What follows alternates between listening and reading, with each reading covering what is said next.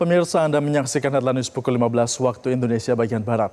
Mantan Mendikbudristek Nadiem Makarim menjalani sidang lanjutan dari kasus dugaan korupsi pengadaan laptop Chromebook. Persidangan di hari ini menghadirkan 7 orang saksi, salah satu saksi yang dihadirkan yakni pihak dari Google.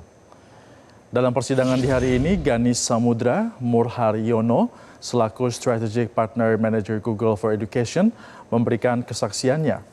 Selain Ganis, jaksa penuntut umum juga turut menghadirkan 6 saksi lainnya. Dalam awal jalannya persidangan sempat terjadi sedikit ketegangan antara penasihat hukum dan jaksa penuntut umum. Kejadian bermula saat kuasa hukum mengaku telah melaporkan beberapa saksi ke KPK karena diduga menerima gratifikasi dan memberi keterangan berbelit-belit di persidangan.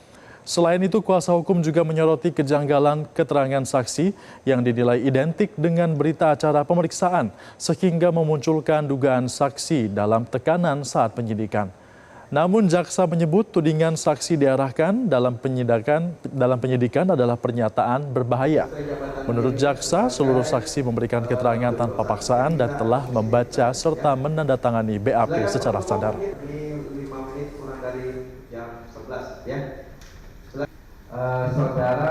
Seorang saksi harus memiliki kredibilitas, memiliki integritas, supaya kita yakin betul bahwa apa yang disampaikan itu benar-benar yang dia ketahui, dia dengar, dan dia saksikan. Bukan mengarang-arang, bukan diarahkan, bukan dibuat-buat kesaksiannya.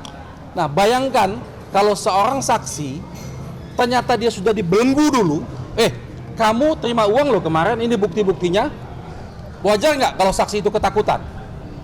Wajar kalau saksi itu ketakutan. Makanya kami tegaskan di awal bahwa keterangan yang digunakan adalah keterangan di persidangan, bukan di BAP.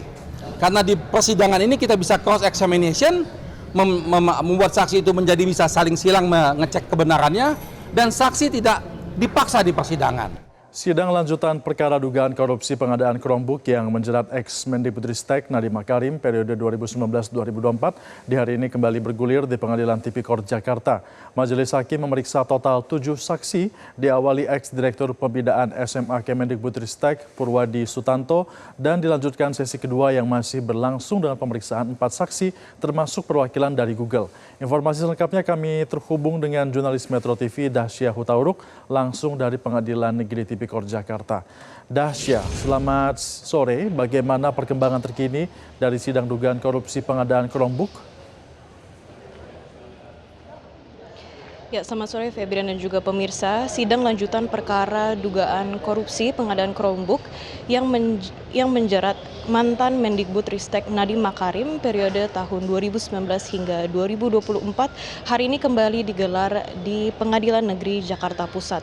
Di mana Febrian dan juga pemirsa, agenda persidangan pada hari ini merupakan pemeriksaan 7 saksi yang dimana sesi pertama yang tadi dimulai pada pukul 10.00 waktu Indonesia Barat dan selesai pada pukul 12.30 waktu Indonesia Barat menghadirkan satu saksi pertama yakni mantan Direktur Pembinaan SMA Kemendikbudristek yakni Purwadi Sutanto, yang dimana Febrian juga pemirsa dirinya dimintai dan juga diberikan sejumlah keterangan terkait aspek teknis pengadaan laptop Chromebook.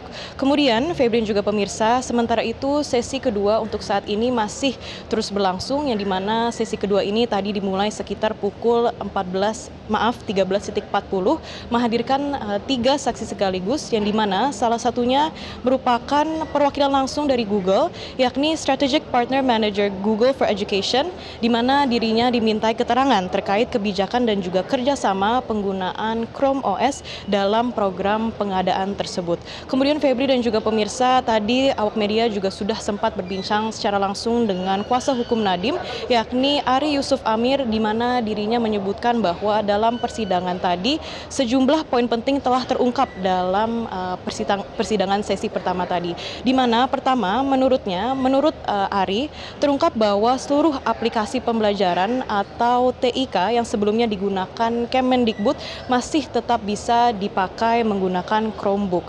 Hal ini mematahkan narasi bahwa sistem selain Chrome OS tidak dapat digunakan.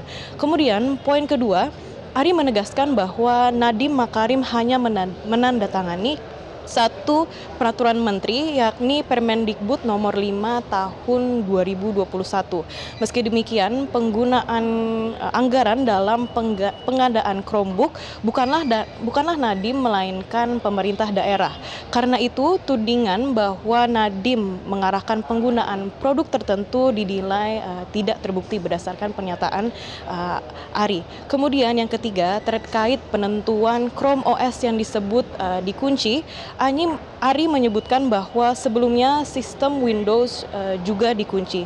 Dengan demikian, baik Chrome OS maupun Windows dapat digunakan di berbagai merek laptop sehingga tidak ada kewajiban menggunakan suatu perangkat tertentu.